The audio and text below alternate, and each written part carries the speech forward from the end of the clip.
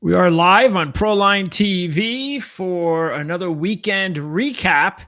This time we're going to be taking a look back at week 2 in the NFL. We'll start first of all with Jim Feist, first half hour. Second half hour, I'll wrap up the weekend in college football. A lot to talk about there. We'll also take a look at some of the early games coming up, or an early look at some of the games of note, especially because of a lot of key injuries in both the NFL and college football. How's it going, Mr. Feist?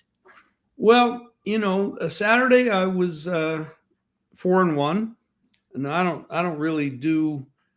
originate much in the colleges. I follow a lot of people that are really good at it, that work a lot at it, and then I put my own input into it. So that was a 4-1 day. I was very unhappy with the NFL. It just didn't work out, and it's just been that way. I was 3-4 the first week, and I'm heading in the same direction the second week. But I hit 2 WNBA plays. Baseball's been really good. I didn't know there was anything else going on in the world of sports besides football. Really? Well, that's right. There's still baseball. I forgot about that. And then the WNBA playoffs started yesterday with 4 games. So, and that is a betting. And you also have golf and all the other stuff out there, tennis. And there's a lot of people follow other sports. The NFL is the key. That's the one you really want to do well with. And that wasn't the one I did really well with yesterday. So we got games tonight. We'll talk about them a little later. But going over the games from yesterday, it's clear to me. I'll just give you my impressions. I guess that's why I'm here. We start with the Washington-Green Bay game. It's clear to me that Washington is going to regress, not because there's anything wrong with them. It's because the other teams have a lot of film on them. And Daniels took the league by surprise last year, and now the defensive coordinators are pretty smart, and they know what the hell they're doing, and they look at this guy and they say, how can we slow him down? And the way to slow him down is give him a lot of pressure up the middle and pinch the outside so he doesn't have a lot of place to spin out and run. Well, they don't run the football, though. That Washington. Look, this is Cliff Kingsbury, and this is the problem with Kingsbury. And I know he gets credit for tutoring quarterbacks, and he's had a good track record for that. But offensively, he comes from the college system, like the high-powered passing system back in the old day of college football. He just doesn't run the ball enough. And the whole idea of trading their number 1 running back to San Francisco, I guess everybody thought, well, I guess that means they have a really good, and they did, a really good deep backfield, but they're not using these guys. Now Eckler's out, and they're going to turn to a 7th-round draft pick at running back. And it's not even like they're balancing their offense anyway. I don't mind if they want to turn their attention to a 7th-round running back, but run the football a little bit. Give this kid Daniels an opportunity. And McLaurin has been out basically the entire summer because of the holdout. So, yeah, I think the coordinators, the offense, they got to do a better job of protecting Daniels. Well, I agree with that. They played 2 games. They beat up on the Giants when their offensive line was decimated, and then they played maybe the best NFC team in the league with Green Bay. Yeah. So I can't, I can't really pinpoint it yet. However, I wasn't impressed that they didn't put up a lot of points against the Giants, and of course against Green Bay they were just.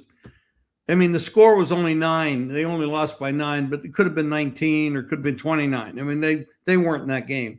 They were just totally outclassed. I still think it's just so early. It's just incredible the differences between week 1 and week 2 with some of these teams. And again, you could say it's matchups. You could just say it's just too early in the season. There's still a long way to go. Take a look at the Cowboys and the Giants, as you talked about with the Giants. Here they had 1 week. They scored, 3 points against Washington's defense, which is no prize. We know Dallas's defense is no prize either, but then Russell Wilson goes out there and plays like the Super Bowl Russell Wilson. Yeah, he was pretty amazing. But, I've never seen a defense, especially the defensive corners or safeties. Dallas was, oh my crazy. God, it was unbelievable. Hey, let the guy run by me and I'll chase him. Yeah. Even though we know this guy's throwing Hail Marys and bombs and moon balls all day. I mean, it's the most ridiculous defensive effort I've ever seen. Dallas is a bad team on the defensive side. On the offensive side, they're pretty damn good, and Dak's playing really well. And they got some wide receivers, and they can put up points. I said months ago, Dallas is going to be a high-scoring team. They would have gone over in their first game, but for the Lightning's, cutting the game in half, and they never came back out, and they only scored 3 in the second half. Both teams did. So, yeah. So again, Russell Wilson, all Giant fans couldn't wait to get Jackson Dart in the lineup. And that Russell Wilson in this game, 450 yards and 3 touchdowns is incredible. And we all know how great Malik Neighbors is, but they even had Wan'Dale Robinson have a big game. And then the crazy thing about it, watching that first drive, did you watch that first drive by the Giants with all those penalties by that tackle who was replacing Andrew Thomas? I did. That was the funniest, most ridiculous drive I have ever seen to open a game before. They just kept marching. They marched down. Every time they made a play, there'd be a penalty. And it was always the same guy. Have you ever seen one player have that many penalties in one drive? Well, a lot of these teams have holes in them, and there's no question about it. And my Lord. Well, we have an elite group of teams, and we have the bottom, which is the same damn thing we had last year. There just are a lot of very poorly structured teams right now. But there's a lack of talent at some positions. And some teams, lack talent all over the place. But the Giants are capable. They got a decent front four. They can put a lot of pressure on you, but they're not a great team. Nothing going to have we'll talk about it later, but we get into it. They're going to have a different matchup this week. It's going to be quite interesting. Yeah, and this is why when we were going over the Dallas game, the Giant game with Cowboys, it was zeroed in on Andrew Thomas. He is a major piece of the team, and we saw the results in the game when his replacement played like a buffoon. So just imagine the difference in the buffoon out there as opposed to one of the better left tackles in the game. It is a major, major problem for the Giants, and Giant fans are sick of him missing games because this is what happens when he misses games. So they got to do a better job of that. And then how about the end of the game where it looked like the Giants were going to win, and then the Cowboys were able to get into 64-yard field goal range from this Aubrey kid who's like the best kicker in the league right now. Well, and there's a couple of them like him. There's the kid for Jacksonville can kick the ball from 70 yards. There's some good there's some kickers that are doing things that have never been done before. It's crazy. It's like, all right, we just got to get to midfield and and we're okay. So it's amazing. And then the overtime, you figured, okay, as soon as the Cowboys gave the ball up, they couldn't stop the Giants. And you figured, all right, Giants are going to march down the field and win the game. And of course, Giants, this is what losing teams do. They couldn't do it. Russell Wilson has the ball slip out of his hands, goes backwards, and loses yardage, and then he can't complete the next down because it's 3rd and 12 or whatever. It's amazing but that's what losing teams, losing mindsets. And trust me, I know as a Jet fan, the teams that just have this ability, they don't know how to win. And it's a culture. It's not easy. It takes a while to get that out of teams. And that's exactly what the Giants did. They just lost this game when it was right there for the taking. That's one New York team. And just mentioned the other one, the Jets. The Jets the game was over in the first 5 minutes. They were never ever competitive in the game at all. Nothing. First pass, first play by Fields. Wilson's wide open and he misses them. And I'm like, uh-oh. And then you got the Clemens penalty that gives them the first down. And I went, uh-oh, this game's over. It's it. I've seen this before. And you know it when you're on a losing team and you've watched losing for 13 seasons. You see it. Just like you said, you knew it was over in the first 5 minutes. When was Fields a winner in the NFL? We've seen him for a while. He's not last year for about 4 games with Pittsburgh. I mean, there's obvious talent. I mean, Caleb Williams has obvious talent, but these guys, it doesn't mean they're going to win at this level. No. I watched JJ McCarthy last night. He's played 1 quarter out of 8 that he looked decent. I mean, it's going to take him time. Actually incredible. The other 7 quarters, his quarterback rating's 37 in those 7 quarters. I mean, it's horrible. Quarterback though. He'll be fine. Yeah, when he was in college, he never had to do anything because they were always ahead. They were always playing. He'll be fine. He'll be fine.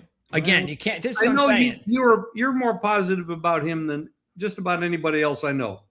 Well, because he's shown it, and he's on the best team with the best quarterback whisperer. If he was on a different team, I'd be like Cleveland. I'd be like, he's going to need to get out of there in 2 or 3 years. He's never going to be successful there. But because he's on the perfect team with the perfect quarterback whisperer, he's going to be fine. But he's not going to play next week. Cleveland, who isn't? McCarthy. He's out. Ugh. So he's not going to play next week, which means Carson Wentz is going to get the start for the Vikings in the game against Jake Browning and the Bengals. So how about that for a matchup? Backup quarter. See, we're starting this already with quarterbacks getting injured. It just took us 2 weeks, and here we go again. All the quarterbacks are getting hurt. Burrow might be out for the year. I mean, depending on what their situation is in December, he might come back, but he's out for at least 3 months. Yeah, I like Browning. I think Browning. Matter of fact, he's having surgery today. They are very fortunate that they are 2-0 because now they've got a little wiggle room, and I think Browning is capable enough of, as you saw, against teams he is. And I don't ever look at their schedule, but as long as they can get to 500 when he gets back in December, let's say 4 games left, they'll have a shot. They'll be okay. But yeah, that's why they're very good. They're 2-0. You could easily look at Minnesota with Wentz over McCarthy and say that's an upgrade. Well, unfortunately, Wentz hasn't played well in 4 years, though. 5 years. That's the problem. But he's got O'Connell now as the coach. Total difference. And believe me, McCarthy just absolutely looks lost. Well, he's a young quarterback. As does Caleb Williams. I mean, these guys look lost. Again, it's week to week. Everybody was praising McCarthy last week because he had 1 quarter. But again, it was a record-breaking quarterback that no quarterback had ever done before. With all of those 10, whatever it was, we went over it on the show last week. So that's why he looked like Joe Montana. Exactly, he did for 1 quarter. But again, that's why he's going to be okay. It just takes time. And then you mentioned the Giants are going to be taking on the Chiefs, who are now 0-2. Big surprise, Super Bowl loser, gets off to a slow start, 0-2. And they continue to look.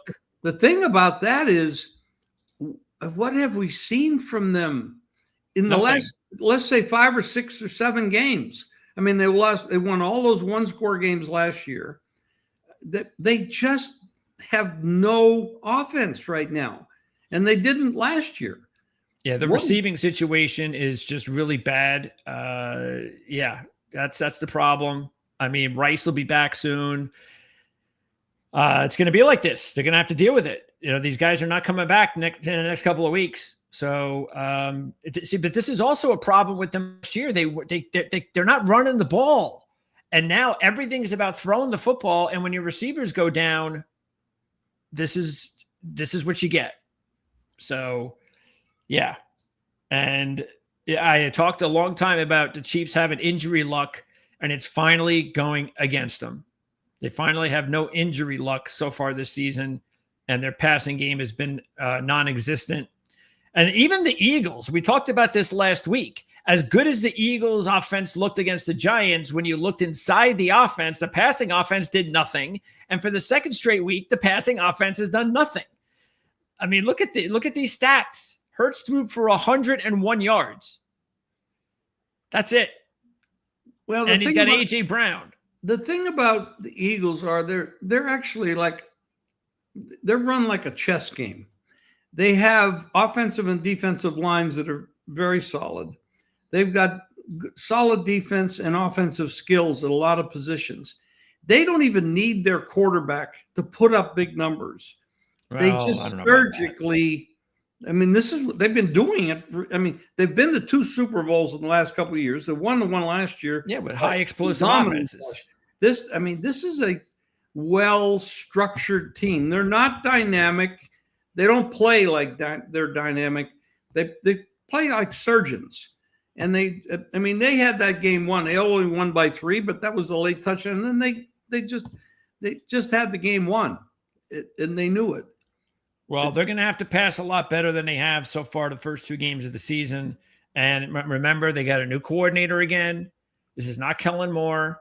And so far, this offensive coordinator has not passed the test. It's only the defense, because we have Fangio back, but the offensive coordinator, the offense is not carrying their weight so far. Barkley's been fine, but the passing game has been non-existent with this new OC. Do you think that they're going to be able to slow down? I mean, the way Dallas plays defense, anybody could play better. I mean, the Giants, are they going to be able to push the ball down the field like that against Kansas City? I don't think they can. No, Kansas City's got a really good defense, but here's the thing. As good as as many points as the Giants gave up, the Giants still have a very good front. And the Chiefs' suspect situation is their offensive line still. So, we got to see. I still don't think I don't think the Chiefs are putting up a lot of points on Sunday either. I just don't. I don't see it. No, I don't believe so. I don't think they will. No, I don't think they're built to put up a lot of points, but they're going to definitely slow down. They're not going to let Russell Wilson hit moonshots all day long. No. Somebody on the team has a half a brain. They're going to stop that. I can't believe what happened at the end of the Colts-Denver game. So I'm going through all these games as usual, and I know there are only a few of them at 4:00, but even so, as soon as he misses the field goal, because I was watching the other 2 games, as soon as he misses the field goal, I just go away. I didn't even know they lost until today. I was like, I couldn't believe that they lost on a penalty on the kick. Now, did you watch the end of that game? I did. I could not believe that Steichen was being so vanilla setting up for this gargantuan 60-yard field goal for a kicker that does not have a strong leg when you had all the time in the world to keep moving down the field for 10 or 15 more yards. Lucky. His in-game decisions last year and this year are very questionable. And I do not question his ability as a coach, but I do question his ability to make decisions in game. That was terrible to set this kid up for hitting that kind of no way in God's earth. If it wasn't for the penalty, they lose. It's ridiculous. That's it. You should never have done that. No. Yeah, if you have a Carlson or you have an Aubrey or somebody like that, that's maybe a little bit different. Yeah, he can 65, 70 yards like nothing. Not everybody can do that. No, and he's one of them. He does not have a strong leg, and that's why somebody's paying for that. If I'm Peyton, because you're kidding me. It's a 60-yarder, and we got to have some guy that thinks he needs to crawl over another guy's back in order to block it, and let him kick it. The guy, he doesn't have a leg. Kick it. It wasn't Aubrey or Little. This is a guy who had no experience at kicking 60-yard, no success rate at all. And they just gave the game away. That's just awful. Well, look at the Pittsburgh. How about the Pittsburgh player that let the ball go in the end zone and turned into a touchdown? That was the game right there. And Seattle definitely needed that one. I have to question them. They brought this new offensive coordinator into Seattle because the last guy was a pass-happy mongrel. So they got rid of him. They bring in a new guy. All right, we're going to be a pound, run the football team. We don't have, we get let Metcalf go. We're going to everything is about running the football. Take a look at these stats here. Can you see these stats right here? They're by these 2 running backs? They're a little bit small, but Let me see if I can. I can see 105 yards for Walker. Look at the attempts here. Look at that. 13 and 15. Yeah. What is this? 15, what? 10 yards. 10 yards, yeah. They kept giving this guy the ball when he clearly couldn't gain anything. And then this guy, every time he touched the ball, who's, by the way, their starting running back, look at 13-105.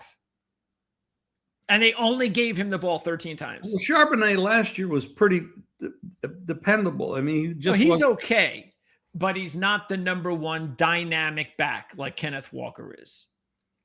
And I can imagine Seahawk fans were probably going to kill their coordinator if they would have lost this football game. So, but Pittsburgh had big injuries on defense during the game, and their defense was just terrible against the Jets. And once again, now they got injuries. They're one of their second best edge rushers now out for at least 4 games, Highsmith, and they got a few other injuries. So all of a sudden, again, after just 1 week, the Steelers look like they got major holes right now. You know, I wasn't impressed. I know that Rodgers did pretty well in the Jet game, the first game, but it didn't knock my socks off. I think that Pittsburgh's much worse than I thought they were. They just don't have it. Their defense is really not that good. So far. And now that they got injuries, we always think about Tomlin and Pittsburgh Steelers as defensive machines. I mean, they're not this year, man. Wow. Yeah, they got some issues, so they got to figure out how, because they can't play playing high-scoring games. That's just not going to work out. No, they're not going to score enough. Arizona was able to hold on to Carolina. Did you watch the end of that game? I can't believe how Arizona kept wanting Carolina to win the football game, and Carolina just wouldn't take it. Well, they took the foot off the gas. They were up big. They took the foot off the gas. Maybe they're thinking about the San Francisco game this week.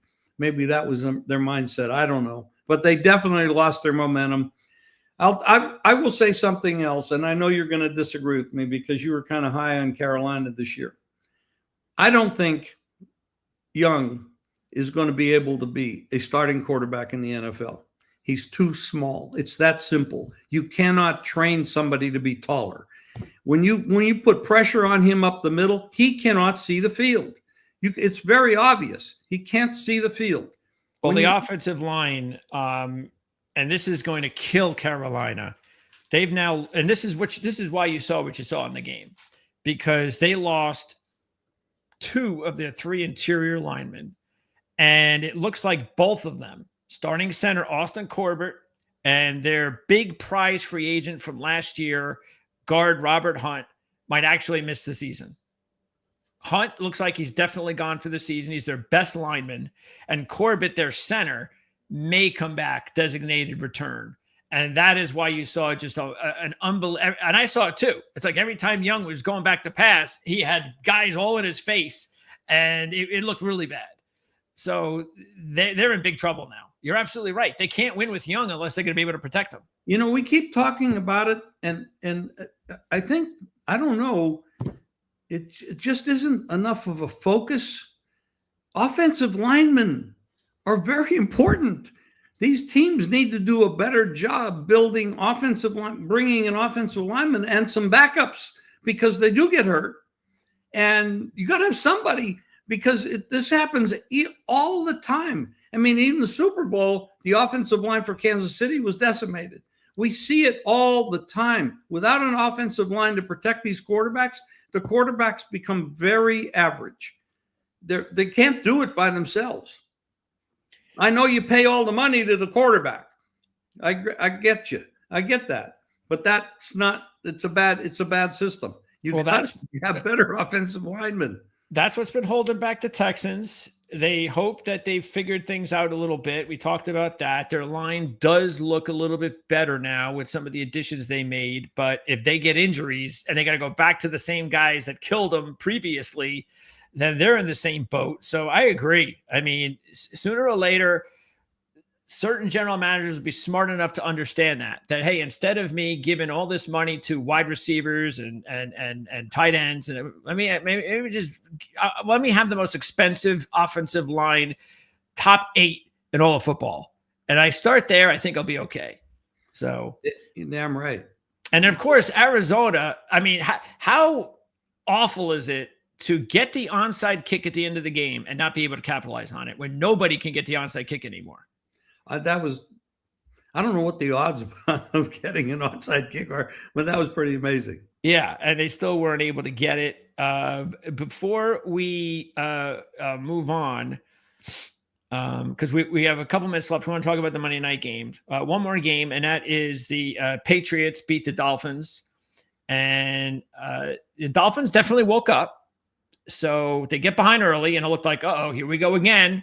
But then the Dolphins woke up, and once they woke up, they looked like the old Dolphins. They were able to move the ball down the field at will. But then you get to the end of the game, and the Dolphins looked like a losing team. Once again, like I said in the beginning, psychologically, they just I really thought they were going to be able to pull that out the way their offense was going, and they just couldn't close the deal. Well, Miami does have. I mean, when Tua is sharp and those wide receivers, I mean, they can be very dynamic. I think that there's a chemistry problem there. There's a coach issue. I mean, I don't know what's going to happen, but they lose again. They just keep. I mean, they're not in a good position this week. Very likely, they're going to be 0-3. Yep. At some point in time, somebody's got to say, we got to make some changes, guys. And we also have to remember that Tua is playing kind of on borrowed time. He's had the concussions. He's actually been advised he shouldn't play anymore because he won more and it could really damage his health forever. And and they're not taking advantage of it. Well, that's a shame. He could easily walk away. He could walk away and say, "Hey, I want to live a good life and I don't want to get killed." But he's decided to play. I hope he doesn't get hurt. It could be devastating. So, but bottom line is this team's in big trouble. I expect McDaniel will be gone, and it won't be too long. Before we get to the games, let's see. Roger Long, I guess he's a big tease fan. And, of course, you do the teaser shows with Andy, correct? Well, okay, I do. The teasing, I don't tease totals very much, but I will agree. If you like the under in a game, and if your book will let you tease the side and the total, like he's suggesting here with Tampa plus 8.5 and under 48.5. Yeah, if a lot of books won't let you do that, that's like a correlated teaser. Some places won't let you do it. I mean, the books everybody has strange rules. I like Vegas. I like Tampa. The problem with Tampa is their injuries on offense. And I'm sure Greg knows all the names and stuff. And there's a list. And they didn't play all that well last week against Atlanta, but they won the game. But their offensive line is hurt, and they got a little bit of receiver issues too. How does that look for tonight, Greg? Well, I mean, it's the same thing, like you said, without Godwin. The fact is they still have Mike Evans. They still have their first-round rookie receiver who had 2 touchdowns last week. They still have Baker. And even though Wirfs is out, and that's definitely a big loss. And this week, it'll hurt them more than last week because Atlanta does not have big pressure guys like Houston does. Houston's got a really good defense. They can pressure the quarterback, Will Anderson and such. And this is where they're going to be tested out big time. So, but don't forget, Houston last week, they've got their own situation as far as their health at wide receiver. So, and we know their offensive line, and they couldn't move the ball very well against the Rams last week. Now, the Rams have a good defense. Tampa Bay's defense ain't bad. I think the Rams are a little bit better. So this is more than likely a game that you would think would actually be a little bit lower scoring, but it could be higher scoring if some of these injuries actually come into play, especially. if Houston can kind of get things going on because I can't imagine Houston's going to have another dead week this week. You got to believe that they're in line to score somewhere in the 20s. I would believe. Well, last week everything was under. This past week, everything went over. I mean, I think there's only 3 games that went under this week. And this game opened 46.5 down to 42.5. Wow. Now, Houston is a dead ass under team typically. And Tampa, without the offensive line, you got to take points away because you're not going to have enough time to throw the ball, and you got to get rid of it, and you got to have swing passes and run and all that stuff. But there's a lot of offense. I don't know what happened. Yesterday was very aberrational, but week 1 was very aberrational because everything went under. So this week, everything went over. You even had teams like the Saints and with playing San Francisco, and these teams that have backup players and everything and unproven players, they still went over. It was a high scoring week. I don't see that happening in this Houston Tampa Bay game. I think it's an under. But betting under 46.5 is a lot better than 42.5, which is where it's now. I did bet it under 46.5. I did not bet the side, although I like Tampa, but I'm always suspect of offensive line injuries, so I stayed away from that. But I do have the under in the game. Yeah, and look, Houston's only a 2.5-point favorite, and I think a lot of that has to do with the fact that they're a bad home favorite. They've only covered, I think, 4 of 11. With D'Amico Ryans as head coach in that role. Meanwhile, Tampa Bay with Baker Mayfield, they've covered 10 of 13 as a road dog. So now again, it's only 2.5 though. So it's a really small number, but it is what it is. Those trends still are out there. So that's the thing you got to contest with. Meanwhile, Roger Long says, seems like a first half under. I agree with that. I agree with that, Roger. Yes. So you've got the second game tonight, and so you said you're taking the Raiders. I have the Raiders in this Why? Game. Well, first of all, division home dogs are always something that I key in. Division games are so much more important than any other game. Chargers already knocked off. Guess who? The Chiefs. So I mean that's a big win. The Raiders. I mean. Chargers had the big, the travel, which was a long travel. They had a little bit more time to recover from it. The Raiders had a cross-country trip, but they've had enough time to recover from it. And it's early in the season, doesn't matter as much. I do expect a lot of points in this game. I don't think you're going to slow these guys down. Everybody said, "Oh, Harbaugh's going to run it," and comes out and they're throwing the ball all over the field. I think you're going to see that. Geno had an over 300-yard game last week. I think you're going to see some points. All right. I like the Chargers. I think this is now clearly the opportunity that Jim Harbaugh has been waiting for. He's got the Chiefs 0-2. He's got the Broncos losing. He's going to play the Broncos next week. So this is a major situation for the Chargers to go up 2-0. You do not want to lose to the Raiders on the road. Like you said, division game. Nobody wants to lose. But isn't it strange to you that they're opening with 3 division games? Yeah, it is. That's unbelievable. Yeah. So these are really big early season. And I just was really impressed with how they did throw the football last week. And look, we shouldn't be surprised. Jim Harbaugh is an excellent coach, and he knows how to coach quarterbacks.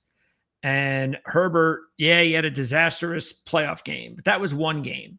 He does not turn the ball over. And let's remember, too, that for the first couple of years that he was there, he didn't have any receivers. He didn't have a coach. Yeah, he didn't have a coach. He didn't have receivers. Staley might have been the worst coach ever coached in the NFL. They ran the ball all the time, even last year mainly. Now they've got all these receivers, and they go out and they say, go ahead, go get them. And Herbert went out and got him. Now, was it one game? Was this the start of a huge season for Justin Herbert? I believe it could be that. That's why I'm taking the Chargers. I don't know about the line myself. It's 3.5. I could see this being a close game. So, well, I don't lay points on the road in a division game unless I really have a big edge somewhere, and I don't see a big edge somewhere. I mean, Carroll and Geno have worked together before. Carroll is also a Super Bowl winning coach. And Gino's he's a quality guy, doesn't make a lot of mistakes, and he's been around a long time. Herbert has a higher ceiling, in my opinion, and with Herbert, I agree that this is a very talented team. And because of the Denver loss yesterday, this team could be in position. This is a big game for both these teams. However, the Chargers are higher rated. That's why they're favored. But I can't lay 3 in a hook. I got to take 3, and I'm going to take. I like the over better, but I'm also taking the dog. All right, Jim. So we're going to talk to you, of course, back again on Thursday on the Playbook ATS podcast show. You're also going to have your handicapping show from Dom DeMarco's on Wednesday afternoon. That's 3 Eastern, 12 Vegas time. Do you know who your guests are this week? I do not. I don't get involved with that too much until then. I know the day before who's going to be there, but they're all great people and great handicappers and great winners. But every once in a while we all have a bad week. So. Well, especially the NFL. The NFL has gotten. I really over the last few years have just. I don't know. I have a lot more, as crazy as it sounds. You would think college football, because there's younger kids, crazy shit happens all the time. There's 130 whatever teams. That'd be a lot more, difficult to handicap. I just think the NFL's more difficult. I don't know why, but NFL from week to week, things happen that how did that happen? I didn't see that last week. I didn't see that the week before that. It's crazy, the NFL in my mind. So. Well, there's some years are crazier than others, and yesterday was a little bit crazy for me, at least. But over the years, I've made a lot of money in the NFL. I've been doing this 6 decades. The colleges require a tremendous amount more work because there's so many teams. So isolating, what I do is I have a couple people that I deal with that focus on different conferences, and that's where I pull my information from. So instead of trying to do it all myself, I have others that do it for me. All right, Jim. Again, Wednesday, the Jim Feist handicapping show at 3 Eastern from Dom DeMarco's in Las Vegas, Nevada. 1 o'clock Eastern, the Playbook ATS podcast show. That's with Mark Lawrence, of course, and Andy Iskoe. And then Jim and Mark and I will be on this Friday. I believe it's 2:30 Eastern. And it'll be the last show on the network before the weekend to get, as far as football is concerned, to get you ready for the football weekend, our last analysis and bites and picks and all that kind of fun stuff. Also, check out Jim's work with Andy Iskoe and Victor King. Those reports will come out on Thursday with Andy and Friday with Victor. So, Jim, hey, get off to another good start, hopefully, for next week. You got it's still remnants of week 2, though, tonight. So maybe you can close well, and we'll see you in a few days. That is the hope. Thank you. Talk to you soon. Thanks, Jim. Bye-bye. All right. So that's our NFL segment for the day, and a lot going on. College football, also a lot happening. So let's get right to it. And let me see. I want to pop up. Let's just get right to, because we have what do I want to start with first? Let's start with the group of 5 rankings. Okay, so we put out the group of 5 rankings for this week. And here we go. Even though South Florida lost to Miami, that they were going to lose to them. We all knew that. They can't sweep. It's not going to happen. The fact that South Florida has won 2 out of 3 to start the season against Boise State and Florida is just an incredible job. And as long as they hold serve the rest of the season, and the interesting thing here is this: these 2 teams are in the same conference. All right. So, matter of fact, let's see. Are they playing each other? Because sometimes they don't play each other. So this would be huge if they could play each other. I mean, they may play each other in a championship game, of course. That's all that matters, really. Yeah, they don't play each other. So maybe we'll see them in the championship game. And what you could get is a South Florida Tulane AAC championship game. Winner goes to the playoffs. So I think that's what you're going to get. Tulane had a big win over Duke, so that was important. That was their big game of the year. That's what they needed to do. Boise State still hangs in there. I still need to see how Boise State plays the rest of the season because they haven't played anybody for real since losing to South Florida. They do have Air Force this week, and I think that's a pretty decent enough test at Air Force. James Madison, they stay where they are. Now, this is in parentheses. This is where they were last week. So Tulane makes the big jump to 2 after the win over Duke. Old Dominion is our new team, one of our 2 new teams in the top 10. After their blowout at Virginia Tech, and Brent Fry is gone, and we kind of predicted that. I didn't know if he was going to get fired after this game, though, but we did predict that this was going to be it for him. And Pry has just been awful. There's a really good history of Virginia Tech winning football. That is a very proud football community. And the thing that really hurt them was the losing at home. And you lose back-to-back blowouts at home, you don't stand a chance. Not at this stage of his coaching career there. So they're going to have some major changes. It'll be very interesting to see exactly if they have someone in mind to take over at Virginia Tech.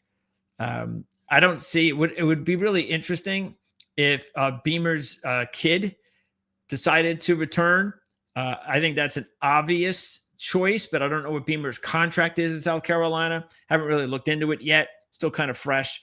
And it is a little bit of a demotion from the SEC to the ACC, even though Beamer might think of, and again, I don't know what his contract is, but if he is available, because contracts could be broken anyway, but if he's available, you do have to wonder, well, if I go to the ACC, I could still build a winner there a lot easier than I could at South Carolina and the SEC. So I don't know, but that's going to be the obvious name everybody's going to talk about. Old Dominion, though, number 5. We've talked about them before the season began. Ronnie is doing a really good job there, even though the record doesn't say so, but we said so. And we thought that this was going to be his big year this year to finally break through, and it certainly looks the case. He had a really good competitive loss against Indiana week 1, and then he blows out Virginia Tech on Saturday. So Old Dominion is in good shape right now, and they still have a chance, okay, because that was a good loss to Indiana, just beaten an ACC team. So they're in it, all right? So they still have a shot. Okay, Ohio, they remain 6. Toledo, we moved them up. We dropped Texas State all the way down to 8 because they just didn't play well. And I mean, not that they didn't play well. They were playing Arizona State, a team that was clearly more talented than they were. But they didn't compete at all, really, with Arizona State. From the get-go, they did not look like one of these types of teams. If they were going to be at USF, who's beaten Boise, who's beaten Florida, well, Arizona State's along those lines, competitive-wise. Do something. And even though it's on the road, doesn't matter. Do something. USF just won at Florida. They did nothing. So that's why I got to drop them all the way down to 8. UNLV is an interesting team. They haven't beaten anybody yet. That's the reason why they're still at 9, especially when you consider, we beat UCLA, a Big Ten team, and, well, we saw UCLA, what happened to them on Saturday, speaking of fired head coaches. And then the new team is South Alabama. That's right. South Alabama has now made our list, and that's because they had a really competitive loss against Tulane. And this is Major Applewhite's team. And that was interesting to me. And I was zeroing in on that Auburn game and wondering, okay, is this team for real? Can they hang in with Auburn, or will Auburn just blow them out? And they hung in. I mean, that was 31-16, something like that. So they had that is, of course, considered a good loss for South Alabama. And even though they've now lost both big games, Tulane and, of course, to Auburn, and because of that, I'm not going to say that they really have a realistic chance of representing, and they don't. But I think they do have a good enough team right now that they deserve to be ranked as one of the top 10. Because once you're at the bottom here, tell you the truth, I think split it. I think the only teams that really have a shot now, really have a shot. I mean, UNLV does if they're going to get better, but they have to get a lot better. But the teams that really have a shot are the teams on the left, are those 5 teams. Those are the only teams right now that I think have realistic chance. Unless, of course, some teams that are still undefeated make a run, like a Navy. Navy's got a tough schedule at the end of the season, so they could do something, but come on, it's Navy. I just don't see that happening. So there's still a couple of teams out there that might be able to surprise, but for the most part, I feel pretty comfortable that these 5 teams, 1 through 5, one of those teams will end up in the playoffs, representing the group of 5. Okay, so now let's move ahead to, as you can see, this is the top 12 playoff rankings we have. South Florida gets the number 12 spot. No movement at all, 1 through 4, and that's because LSU, what really impressed me about LSU has been their defense, and that's the reason why I think LSU is a legitimate championship contender now. I don't know. Look, no question. I want to see what LSU does against better SEC teams. I'm still unsure about them, but I think they deserve to be here based on their win at Clemson. And again, I think the defenses look pretty good, and when they know they have a really good quarterback. Georgia had one of the unlikely wins of the week against Tennessee. And speaking about, we just talked in the NFL about how interesting, how you have to have confidence to win games. And these teams used to losing, Jets and Giants especially, and they just don't know how to win games. Like the Jets and Giants both got blown out this year. And in the other game, they both lost games they should have won. That's what losing teams do. And you have to get rid of that losing mindset. Now, Tennessee's a winning team, but they don't know how to beat Georgia. And they're in a situation at the end of that game, and they've got the lead. And it's, I don't know if you noticed, if you watch the game and you're watching the last drive, it was eerily similar to the Colts, but even more pressure because it's Colts in Denver. It's like, we don't play each other every year, but this is Georgia. This is our chance to beat Georgia. And we're having a great game and everything's going great when there's no pressure. But now the pressure's on and we're in field goal range.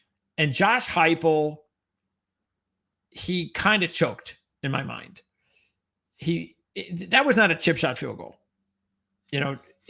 especially in college. Now, we know kids nowadays, even in college, can hit 55-yard field goals. We know that. It can happen. Anybody can do it in college.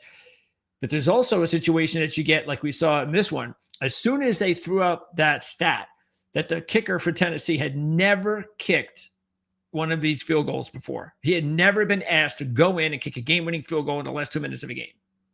Once I saw that, considering I had Georgia in the game, I was like, okay, I feel pretty good about this. We got a shot.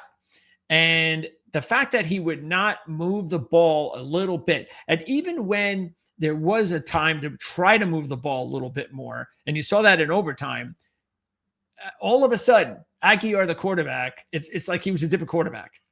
He's like, it's too big of a stage for me. And that this is what happens. And Georgia really got a break, but they hung in there. They matched them point-wise. I'm not even sure they led the game until the final score. Until they won the game with that game-winning field goal, I had no idea that they had even led at all throughout the game. So, game-winning touchdown. So Georgia gets a big win. There were still holes in Georgia because the defense, this is not Georgia's defense. This is not what we're used to seeing. But they have lost so much talent in the last couple of years to the NFL. And you just nowadays cannot replace that talent anymore. You can't do it. In the old days, it was you just recruit 5 stars and 4 stars and 50 of them a year. And then it's just a progression. Nowadays, hey, I'm not going there. I'm going to go somewhere else because I'm not going to be the number 2 or the number 3 string in Georgia when I could be the number 1 string somewhere else. And then, of course, you got everybody buying players nowadays. That was never the case anymore. So this is what you're seeing at Georgia. And this is why there's parity now in college football. And Georgia, though, lucky enough to hold on. The difference between LSU and Georgia is pretty simple in my mind. LSU looks like they got a defense. Georgia's got a lot of work to do there. Okay, now we got the big jump in Texas A&M, making it from outside the top 12 all the way into the top 5 with the win over Notre Dame. Big win for the program. Elko, huge win. And this is the type of win they needed. They are now a legitimate national championship contender. They got it done on the road at Notre Dame. And not only did they get it on the road at Notre Dame, they got it at the end of the game when it mattered on 4th down with everything on the line. And that is going to hold this team well all season long. So look out for Texas A&M now. They have been a very disappointing team for many years. I mean, a team that a lot of people think has the talent going into the season doesn't work. And this has been going on for years, decade, maybe even more. And it finally looks like they're going to break that cycle. Miami, the only reason I'm bumping them down is just because, well, number one, I think if they were matched up, I'd take Texas A&M.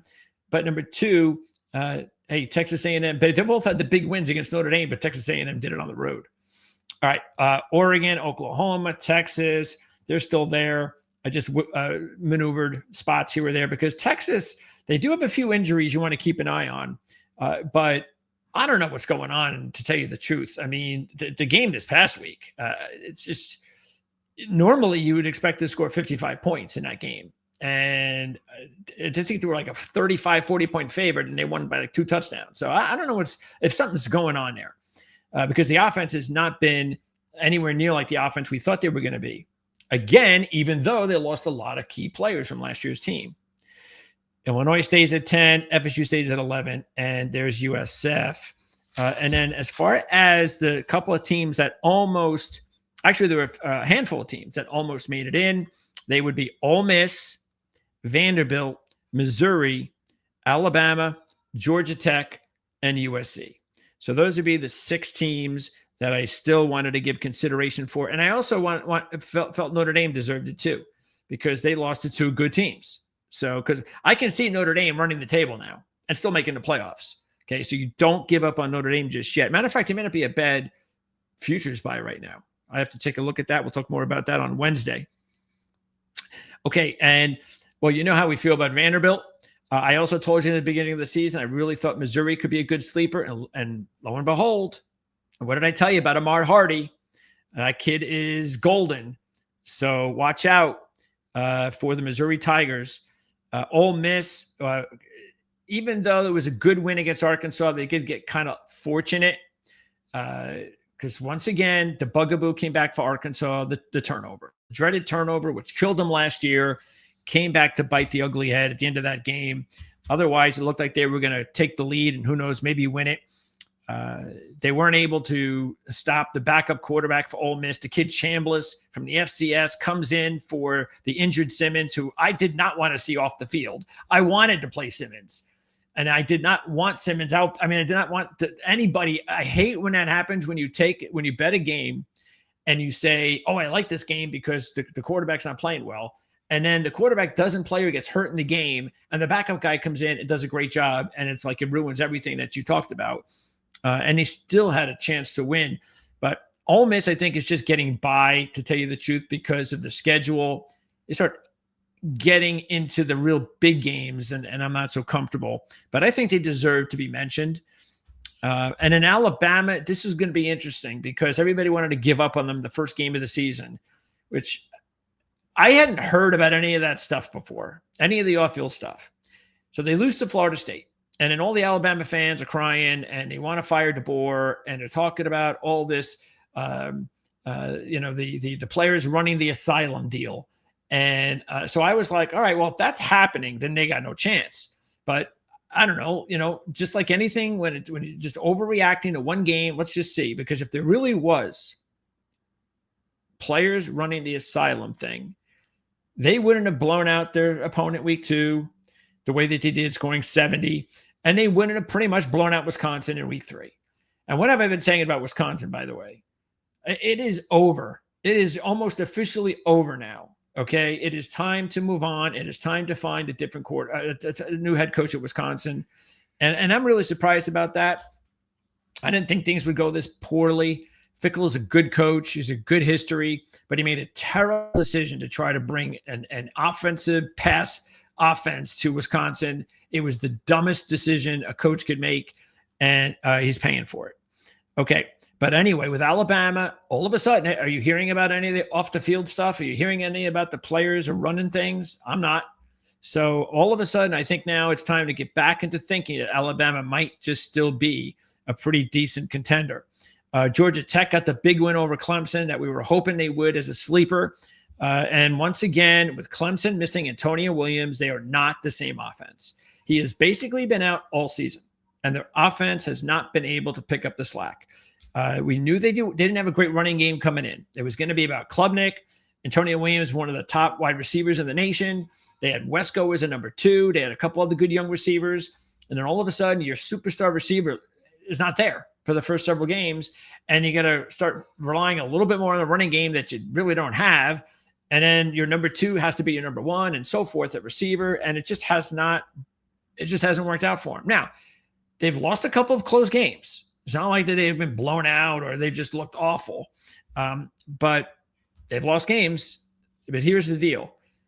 If they get Antonio Williams back this week or next week when they play, and they will, I mean, I'm unless they're hiding a real serious injury here, he comes back, they can still run the table, go to the ACC championship game, win it, and they're in the playoffs. So they still have time. But again, big win for Georgia Tech. Our boy Haynes King is just so tough to stop. Especially you see the way he is. He is a great college quarterback. He's able to just, will his team to win on those final drives against Colorado and Clemson. And USC, I think we got to give them a little bit benefit of the doubt because they have really come out storm so far in their first 3 games of the season. They'll play Michigan State this week. And a couple of injuries to keep in mind there for the Spartans, including their superstar receiver, Nick Marsh. If they don't have Marsh, they got no prayer. But hopefully Marsh will be ready to go. And we hope he will be, so it could be potentially competitive. It's a big spread, by the way. Okay, so yeah, Robert, I get what you're saying, and I know there are a lot of fans out there that like Mendoza. Mendoza has got talent, but I've been big on Illinois from the preseason, and I picked Illinois as my number 1 sleeper, not Indiana. And so therefore, I'm definitely taking Illinois in this one. I also think it's a great spot for Illinois. Brett Bielema has done a tremendous job as a road dog in his career at Illinois. I know it's not a lot of points, 3.5, 4, whatever it is. But I just think Illinois is a better team.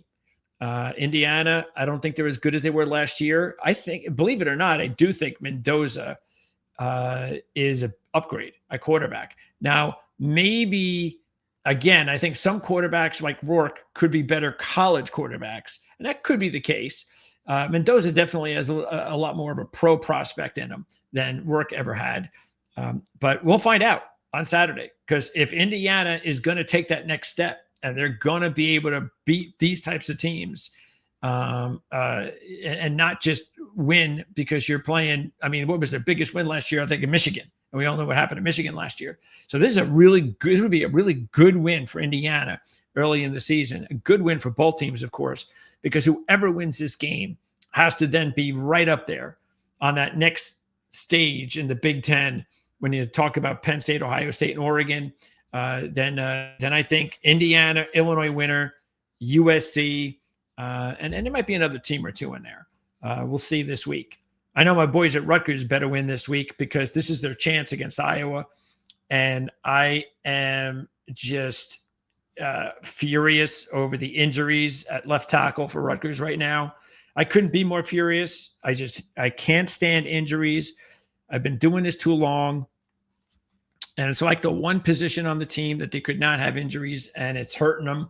Well, it hasn't hurt them yet. But if it's going to hurt them, it's going to hurt them against Iowa. But if you can't beat Iowa with that offense is dreadful. And I know Rutgers defense stinks, or at least has stunk so far this season. But if their offense can't find a way against Iowa, it's going to be a big loss for the program, for the fan base. I'm sure they're going to be big crowd out there on a Friday night. So it's going to be a nice week for the Big Ten. A couple of really big games we're going to be keeping an eye on, and we're going to talk about it on Wednesday. So when we come back on Wednesday's show, we'll be taking a look at all the key games in college football that we're going to look at. We'll take a look at all the key games in the NFL, and that's going to be right after Jim Feist and his show at Dom DeMarco's at 3 o'clock Eastern, 12 o'clock Vegas time. So as soon as that show's over, I come on and we'll give our picks and all of our updates on everything, injury updates, our top upsets and so forth, because we did hit 2 upsets this past week with Bowling Green and with Old Dominion.